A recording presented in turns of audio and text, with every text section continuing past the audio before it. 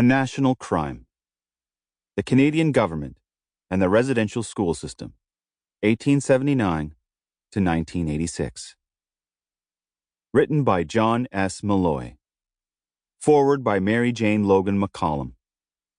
Narrated by Wesley French. A note on the text.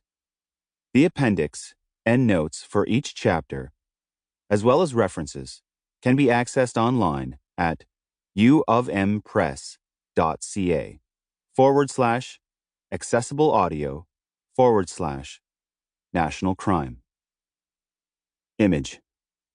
Outdoor photograph of a white middle-aged man in a suit in front of a tree. He is smiling down at an Indigenous baby dressed in Western clothes, who is squirming in his arms. Caption.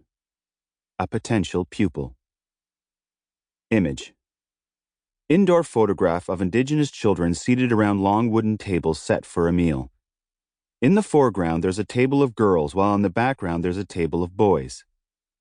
They are wearing identical Western uniforms and hairstyles and are staring off into the distance. Even further back against the wall stand two white men holding trays with pitchers. Caption. The dining room at Qu'Appelle Industrial School, Saskatchewan, circa 1900. Foreword by Mary Jane Logan McCollum. I would like to acknowledge the help and thoughtful contributions of Jill McConkey at the University of Manitoba Press in the writing of this foreword.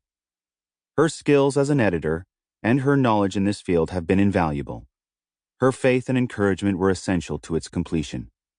Writing a foreword about arguably the most important book on what we consider to be the most important field of Canadian history is an honor that is challenging, daunting, and energizing. Maksa Anushik, Jill.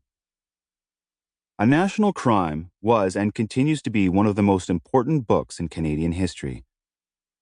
When it was published in 1999, the Globe and Mail called it mandatory reading for all citizens of the Americas, for its account of one of the most controversial developments in the history of European Aboriginal encounters. Endnote 1. Documenting more than 100 years of inferior Indigenous education, it provided the fullest analysis to that time of the intentions and realities of Canada's Indian residential school system. Endnote 2. This book demonstrates the Canadian government's central role in creating and running the schools and proves that the system was underfunded and mismanaged, with direct implications for Indigenous people's health, education, and strength. Alongside the survivors of the schools, who forced the issue onto the national agenda and courageously kept it there, the research that went into a national crime compelled the government to acknowledge the state's historical treatment of Indigenous people and start working to redress those wrongs. More broadly still, a national crime played an important part in situating the history of the Indian residential schools as an integral part of Canada's history, with repercussions for all Canadians. The recent generally positive response to the Truth and Reconciliation Commission of Canada, TRC, and its calls to action builds on the foundation of evidence and interpretation this book provided. A national crime had an early and wide impact, and it has been fundamentally important to the making of public knowledge about residential schools in Canada. In its first year of publication, it sold more than 2,000 copies, and it has been reprinted numerous times since in response to steady demand. It has been read time and again by students thinking about the nature and expressions of state and church power, by educators trying to understand current issues in Indigenous and non-Indigenous children's education, by Indigenous people seeking knowledge about the recent past, by churchgoers looking to make sense of the work their institutions have engaged in, and by Canadians looking for an entry point into a conversation about a past that, until recently, never made it into our history textbooks or classrooms. Its reach and impact are apparent in Winnipeg, where I live and work.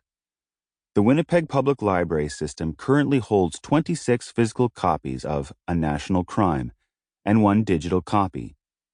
In this age of dwindling library funding, it is significant that many of those physical copies are recent replacements of Sample complete.